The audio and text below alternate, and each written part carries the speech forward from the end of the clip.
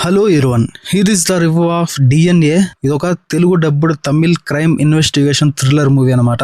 ఈ మంత్ అంటే 19th theatres release అయింది, 20th ఓటీటీలోకి వచ్చేసింది. అంటే 24 hours డిఫరెన్స్ లో ఓటీటీలోకి స్ట్రీమింగ్ అయితే వచ్చేసింది. తెలుగులో వచ్చేసి మై బేబీ అనే పేరుతో అయితే స్ట్రీమింగ్ అయితే వచ్చింది. జియో హాట్స్టార్ వేదికగా తెలుగుతో పాటుగా తమిళ్, హిందీ, కన్నడ, మలయాళం లాంగ్వేజెస్ లో మల్టిపుల్ లాంగ్వేజెస్ లో స్ట్రీమింగ్ అవుతుంది. ఇక ఈ వీడియోలో ఈ మై బేబీ మూవీ ఎలా ఉందనే విషయాన్ని మాట్లాడుకుందాం. వీడియో చాలా ఇంట్రెస్టింగ్ ఉండబోతుంది, స్కిప్ చేయకుండా లాస్ట్ వరకు చూసేయండి. నెల్సన్ వెంకటేషన్ అయితే డైరెక్టర్ గా పనిచేశారు. 2 గంటల 18 నిమిషాల నిడివితో కూడుకున్న మూవీ ఇది. ఇంకొక చిన్న రిక్వెస్ట్ ఏంటంటే, చాలా మంది మన వీడియోస్ చూస్తున్నారు కానీ సబ్స్క్రైబ్ మాత్రం చేయడం లేదు. ప్లీజ్ సబ్స్క్రైబ్ చేసి సపోర్ట్ చేయండి, లైక్ చేయండి, కామెంట్ చేయండి, hit the bell icon also for more updates. ఇక ఈ మై బేబీ అదే డిఎన్ఏ మూవీ ఎలా ఉందనే విషయానికి వస్తే బాగుంది. ఆ సస్పెన్స్ గానీ స్టార్టింగ్ అయితే చాలా టైం తీసుకున్నాడు. ఎప్పుడైతే హీరో బేబీ మిస్ అవుతుందో అప్పటి నుండి కూడా మూవీ వేరే లెవెల్లో అయితే ఫాస్ట్ గా మూవ్ ఆన్ అయిపోయి ఆ గ్రిప్పింగ్ స్క్రీన్ ప్లే అనేది, ఆ థ్రిల్లింగ్ ఎక్స్పీరియన్స్ అనేది ప్రతి ఒక్కరిని కట్టిపడేస్తుంది. అంటే టైటిల్ లోనే ఉంది మై బేబీ అని లేదా డిఎన్ఏ. ఈ రెండు కూడా స్టోరీకి లింక్ అయి ఉంటాయి అనమాట. జూలై 19వ తేదీన థియేటర్స్ రిలీజ్ అయింది. ఒక్క రోజు తేడాతో ఓటీటీలో స్ట్రీమింగ్ అయితే వచ్చేసింది మూవీ. దాంతో ఈ మూవీ పైన, అది కాకుండా తమిళంలో చాలా పెద్ద హిట్ అయింది.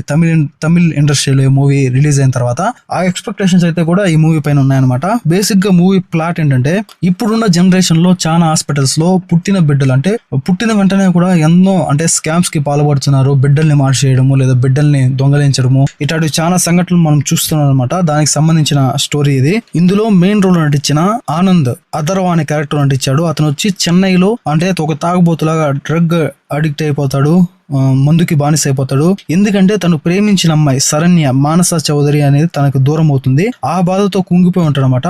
ఇక వాళ్ళ హీరో తల్లిదండ్రులు ఏ విధంగా ఆలోచిస్తారంటే, ఇతనికి పెళ్లి చేస్తే హీరోకి అతని లైఫ్ మారుతుందనే ఉద్దేశంతో దివ్య నిమిషా నజయన్ తో పెళ్లి చేస్తానమాట.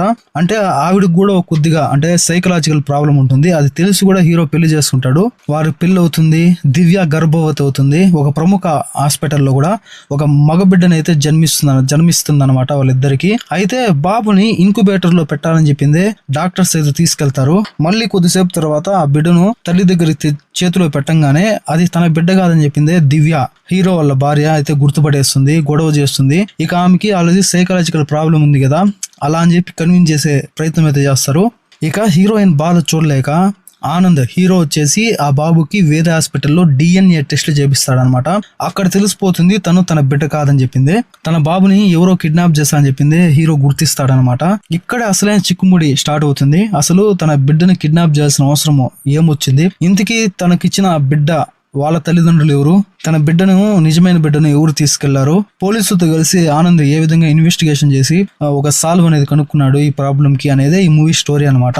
ఈ మూవీ గురించి డీప్ గా మాట్లాడుకుంటే, ఇది ఒక క్రైమ్ థ్రిల్లర్ మూవీ. చిన్న పిల్లలను కిడ్నాప్ చేయడం వంటి సంఘటనలను ఆల్రెడీ మనం చూస్తూనే ఉన్నాము. అదే కాన్సెప్ట్ తో ఇంతకు ముందు మూవీస్ వచ్చినప్పటికి కూడా వాటికి భిన్నంగా ఈ డిఎన్ఏ స్టోరీని అయితే దర్శకుడు నెల్సన్ వెంకటేషన్ అయితే చెప్పే ప్రయత్నం చేశాడు. సినిమా స్టార్టింగ్ లో ఆనంద్ యొక్క లైఫ్ ని తన పరిచయం చేయడానికి కాస్త ఎక్కువ సమయం తీసుకున్నాడు. ఎప్పుడైతే తన బిడ్డ మాయమవుతుందో అప్పటి నుండి కూడా స్టోరీలో చాలా ఫాస్ట్ గా అయితే మూవ్ ఆన్ అవుతూ ఉంటది. హీరో మద్యానికి బానిస అవడము, ఆ తర్వాత రిహాబిలేషన్ సెంటర్ కు హీరో వెళ్ళడము, అక్కడ అతనితో వచ్చిన మార్పు వల్ల ఒక మానసిక స్థితి అంటే సైకలాజికల్ ప్రాబ్లం ఉన్న దివ్యాను పెళ్లి చేసుకోవడము, ఈ సీన్లన్నీ కూడా ప్రతి ఒక్కరికి కనెక్ట్ అవుతాయి. మూవీ స్టోరీ స్టార్టింగ్ లో వచ్చి హీరో బ్రేకప్, ఆ బాధలు, అమ్మాయి పెళ్లి కష్టాలు వంటి సీన్లు కొత్తగా ఏమీ అనిపించవు. ఎప్పుడైతే హీరో బిడ్డ మిస్ అవుతుందో ఆ తర్వాత ఎస్ఐ చిన్నస్వామి హెల్ప్ తో హీరో అయితే ఇన్వెస్టిగేషన్ స్టార్ట్ చేస్తారో, ఆ క్రమంలో పుట్టిన బిడ్డల్ని ఎలా కిడ్నాప్ చేస్తారో, వారు ఏడవకుండా ఎలాంటి జాగ్రత్తలు తీసుకుంటారో వంటి సీన్లు ప్రతి ఒక్కరిని కూడా ఆశ్చర్యానికి గురి చేస్తాయి, ఎంగేజ్ చేసే విధంగా ఉంటాయి. ఇదే సమయంలో అటు మూడు నమ్మకాలతో పుట్టిన బిడ్డలను నరబలిచ్చే ఆచారాలను కూడా సినిమాలో డైరెక్టర్ చూపించాడు. అది కూడా బాగుంది, బాగా సెట్ అయింది. ఇక మూవీ క్లైమాక్స్ అయితే అదిరిపోయే విధంగా ఉంటది, ప్రతి ఒక్కరిని ఇంప్రెస్ చేసే విధంగా ఉంటది. ఒక క్రైమ్ సస్పెన్స్ ఇన్వెస్టిగేషన్ మూవీస్ ఇష్టపడే వారికి ఇది ఒక మంచి చాయిస్. ఈ మూవీ డిఎన్ఏ మూవీ మంచి చాయిస్ అని చెప్పొచ్చు. ఇక క్యారెక్టరైజేషన్ పరంగా డిఎన్ఏ మూవీలో ఆనంద్ గా అథర్వ ప్రతి సీన్ లో కూడా ప్రతి ఒక్కరిని మెప్పించే ప్రయత్నం చేశాడు. దివ్య క్యారెక్టర్ లో నిమిషా సజయన్ అయితే అద్భుతంగా నటించింది. ఇన్వెస్టిగేషన్ సీన్స్ లో అథర్వ హీరో క్యారెక్టర్ చాలా వరకు మెప్పిస్తే, బిడ్డను కోల్పోయిన తల్లిగా నిమిషా నటన, యాక్టింగ్ అయితే ప్రతి ఒక్కరిని ఇంప్రెస్ చేసే విధంగా ఉంటది. ఇక జిబ్రాన్ మ్యూజిక్ అయితే ప్రతి ఒక్కరికి ఇంప్రెస్ చేస్తుంది, ప్లస్ అయింది మూవీకి. సినిమాటోగ్రఫీ పరంగా బాగుంది, స్క్రీన్ ప్లే బాగుంది. ఓవరాల్ గా మూవీకి నా రేటింగ్ వచ్చేసి 2.75/5. మీరు ఆల్రెడీ ఈ డిఎన్ఏ మూవీ చూస్తుంటే కనుక మీకు ఎలా అనిపించిందో కామెంట్ సెక్షన్ లో కామెంట్ చేయండి.